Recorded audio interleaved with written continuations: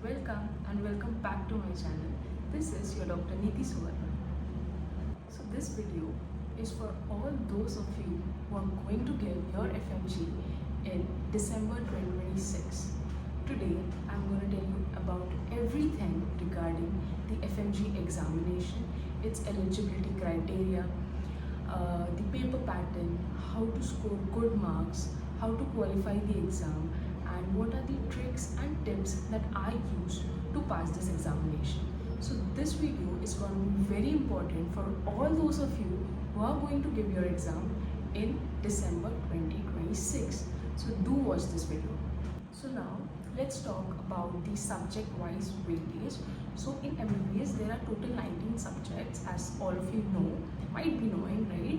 But the most important subject which has the high yielding marks are surgery, OBGY, PSM, and of course medicine. These four subjects consist of total 125 MCQs. So these four are the pillars, right? But with these subjects, in the recent years, we have seen that pathology, pharmacology, and microbiology have also gained a high amount of MCQs, because these years what we see is the question has become very integrated. They ask you questions not directly from a specific subject. From my experience, what they do is they combine a question from two specific subjects and then they ask. So these are called the integrated questions, right? So in all there are 7 subjects which are very important, and these are the main high scoring subjects which you need to do. Like, there are no specific tips. I would say about my journey, how did I study and how did I score 182 marks in my first FMG attempt. So right, from the first day I was very sincere with my preparation. Like, I had decided this in my mind that whatever it takes, I'm going to give my best in my first attempt, and I need to clear this exam in my first attempt. So whether I was ill, whether I had something or else, I know I had to go to my offline class, I had to come back, I had to sit in the library and study everything that has been taught on that day and revise it, and then only go back to sleep, and then again the same thing goes on. And there was not a single day that I took off or something. I studied every single day. Now, only studying does not matter. For me, the concept building was very important, because I'm a person, like, if I know the concept, I can solve any MCQ based on that. I knew myself, right? So I would focus more on concept and then solving the MCQs. So this helped me, right? If you're someone for whom the MCQ solving is better, so you can do that way also. It all depends on you, right? It depends on person to person. Okay. So what I did for my last days, when all the subjects were completed, right? So for my last days, what I did, the high yielding subjects which were there, I revised them 3 to 4 times, and the smaller subjects I revised them twice. Okay, I did not leave any subject. In fact, physiology, I'll be honest, because this is the subject we study in our first years, right? So this subject you know, and this subject is repeated in medicine and everywhere. So if you study that, you know physiology also. But still the important topics from that I covered, but I didn't leave any subject. Okay, so this was my strategy.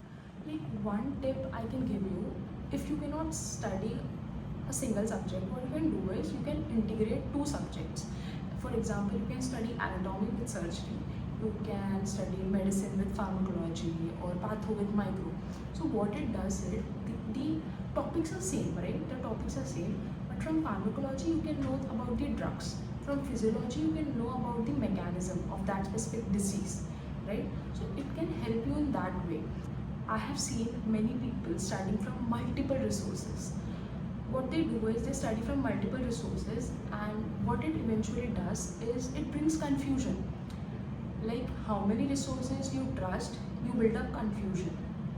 What you must do is stick to a single resource and study that till the end. It will be really helpful. The second thing would be revision. Like, how much ever you study, you need to revise it.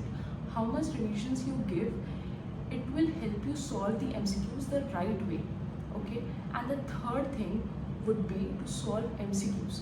You need to understand that this exam is a MCQ exam, right? So if you're studying the theory, it is good. You need to build your concepts right, I understand. But with that, you need to practice the MCQs as well, because you need to have the hang. Like, I'll be really honest with you. When you go to the exam, when you give your exam, there will be 40-50% of things wherein you know the answer, but you're not specifically sure about what would be the right answer. So at that time, the MCQ, like the knowledge of solving the MCQ plays a very important role. Like if you know how to cancel out the options, it will help you in solving the MCQs, right? And you will learn this when you solve the MCQs. Like I cannot teach you the thing. You will actually get that rhythm when you solve the MCQs. So it is very important. So these three things, like choosing a single resource, doing multiple revisions, and solving MCQs, giving GTs. And GTs, what people do is people give GTs, but they don't see what mistakes they have done.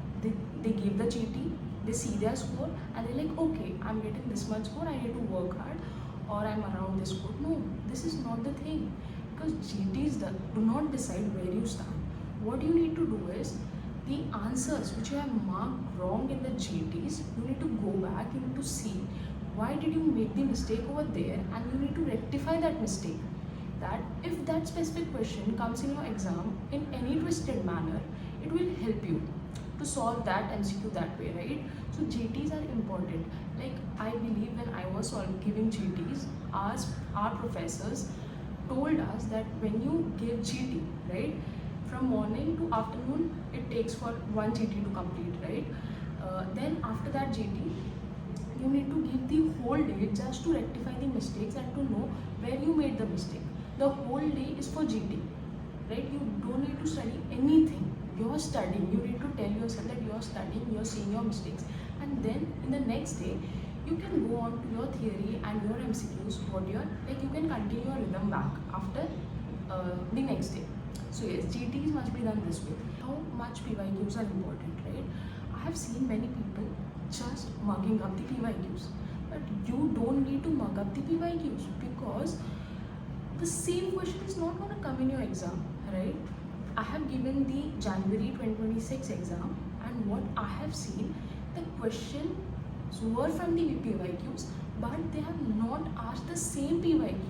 They have twisted it. Like if in the previous year they have asked something about the diagnosis, so now the topic would be same, but they are asking about the treatment.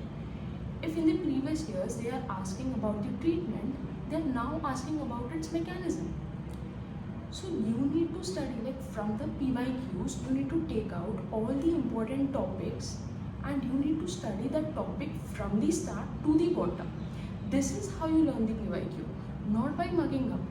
PYQ helps you to know what important topics are and to study and structure your preparation according to that. Just mugging up the MCQ will definitely not help you, because the questions there will be different. Like I'll tell you, in pharmacology, mostly from our batch, what we did was we studied all the drugs and we knew everything. But in our session, the questions were from the mechanism. Like not a single question was from which drug. They will give us the drug, but they will ask the mechanism behind that. You need to be smart enough to understand the important topics, and if those PYQs are repeated, you need to know everything, because you cannot miss that questions, because you already know that that topic was important for you, right? So this is how you structure your PYQ game.